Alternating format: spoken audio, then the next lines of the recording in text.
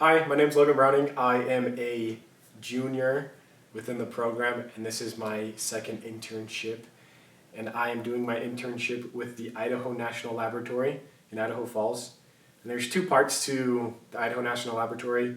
One within Idaho Falls, and it's called the campus. And two, you go out in the desert and work on the site.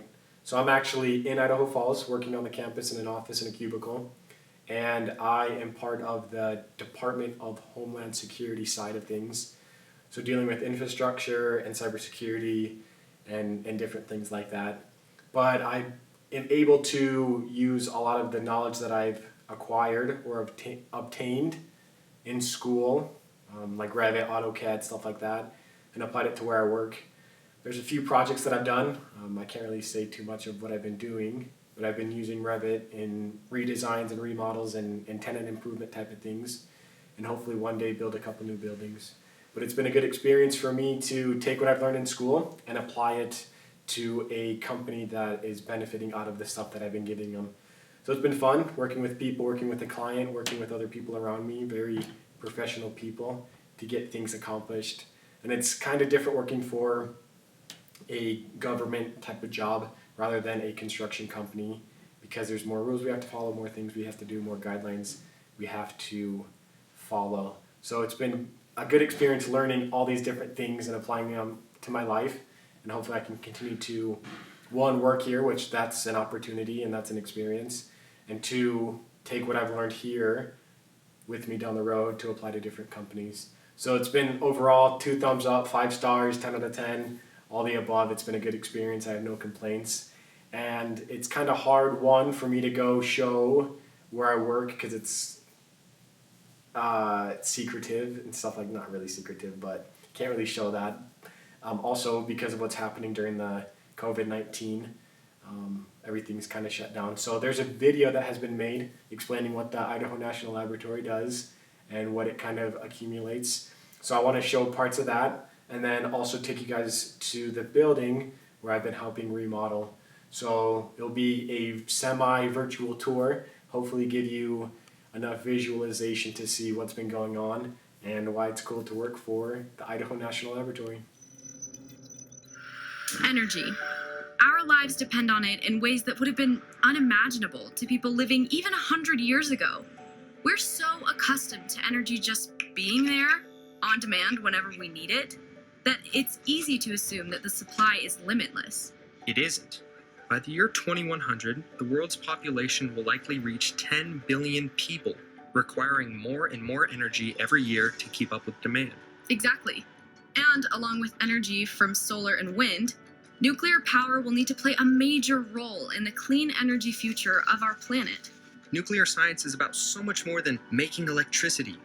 Today, research and innovation are driving advances in nuclear capabilities that will transform the way we travel, treat disease, protect crops, study the past, and even explore the universe. Absolutely. It's a vast field of exciting possibilities, and not only in science, but in a host of other surprising disciplines too. And that's why we come here, to explore the latest developments in nuclear science and to glimpse technologies on the horizon that may just transform our collective future. INL is the leading nuclear research facility in the country. So today, we thought it'd be fun to check out some of the incredible people and infrastructure that make INL the perfect place to study nuclear science. Right, but get ready because this place is big. Really big.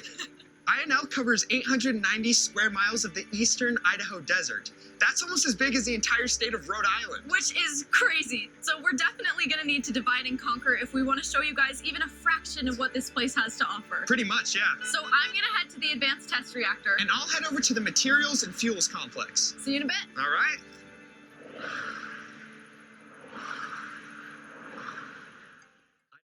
So we made it. This is not INL campus. This is one of the buildings that they own just off of campus, which is in Idaho Falls.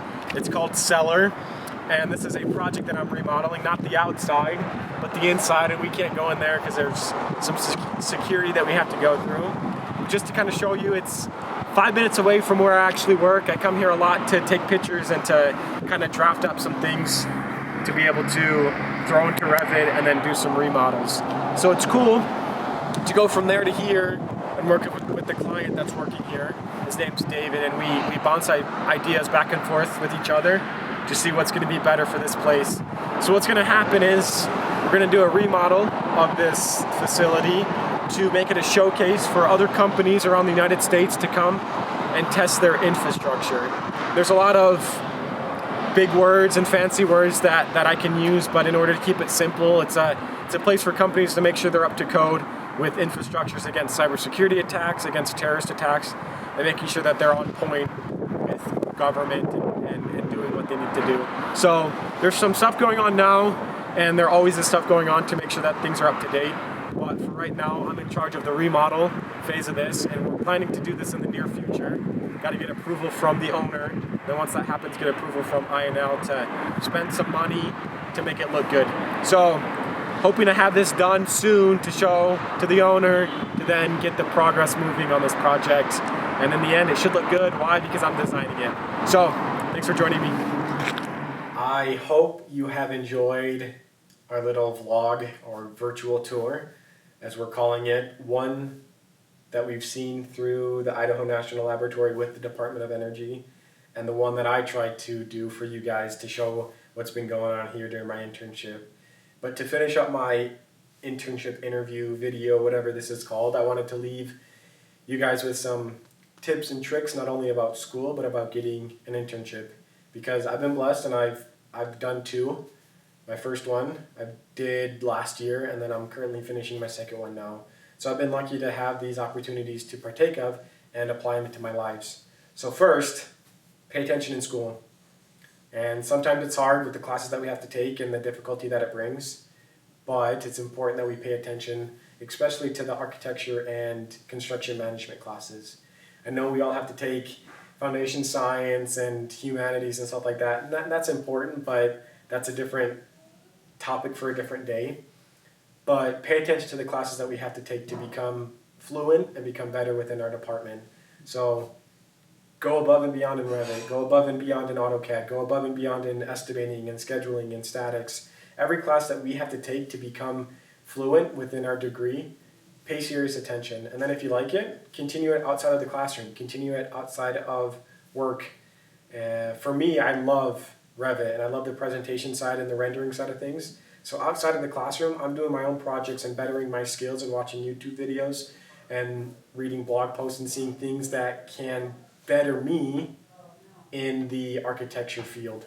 And so if you like scheduling, do that outside of class. If you like estimating, do that outside of class. If you like math, do math problems so you can better your statics skills. So there's a lot that we can be doing as students to put on a resume and just to become better people to show off to companies that want to hire us or give us an internship. My second thing would be, don't give up. And I know that's really basic, but a lot of times we get discouraged if our job interview doesn't go the way we wanted, or we don't get the job that we wanted, or we apply for so many jobs to do an internship and nothing's working out. There's always a brighter side to things, and we just got to keep pushing forward and know that if that's not the time, then there's something else planned for the future. And so in order to understand that, it's super, super, super beneficial, because we'll be able to use that experience and hopefully apply it down the road. Whether we be a boss and understand, hey, there's kids trying to work for me, how can I approach them better? And it's just good skills to have, to become better at interviewing, to become better at students, as people, understanding the situation that's going on. So don't give up. Keep applying, keep trying, keep learning. We are all trying to get to the same place, and the paths we take are going to be different, but we need to help each other out. So 3 would be keep being persistent. My first internship I got was because I kept bugging the company. They said they wanted to hire me for an internship, and they never got back to me, so I emailed them, and I emailed them, and I emailed them, and they kept saying, oh yeah, we're working on it, we're working on it, we're working on it. And so I kept emailing them in a respectable way and said, hey, I'm super interested, let's get it done. And finally, it all worked out. So be persistent in getting things done, making sure that you leave your name and your mark for companies to want to hire you. And when you do get that job, don't embarrass yourself. Don't embarrass the school, don't embarrass the company, because it's never good when you finish your internship and a new intern comes and the company talks bad about the intern that they just had from BYU Idaho. So be good at what you do a good job so that when you leave, they're wanting you to come back, or they're wanting to hire more kids from BYU Idaho. So do that. Be good at yourself. And if that's a company you don't want to work for, still give it 110%. It's only an internship. It's only 3 months. So then appreciate them for the time that they've had to give you that experience, and look for something else that suits you better. But there's opportunities everywhere. And that's something that I've learned from, one, doing my internships, and two, within the department, is that the construction industry is endless. It's not just a hammer and nails and wood. There's so many things that you could do within the construction industry that will suit you, right? There's the presentation side, there's the drafting side, there's the estimating side, there's the scheduling side, there's the MEP side, there's the civil side. There's so many endless opportunities for people to take advantage of. And so if you don't like what you're doing, find out what you like and then focus on that. We got plenty of time. We got plenty of time to look for what we want to do. And that's something that I've learned, is finding out what my go-to thing is and being good at that. So my advice is just to keep being you, keep being unique, and keep trying those things that are going to make you the person that you want to become. So remember those 3 things, is to pay attention in school, keep trying and never give up, and be persistent. And if you do those things, I'm not going to say it's always going to work out, but it's going to lead you down a better and a brighter path that will open up more doors and hopefully get you to the place where you want to be.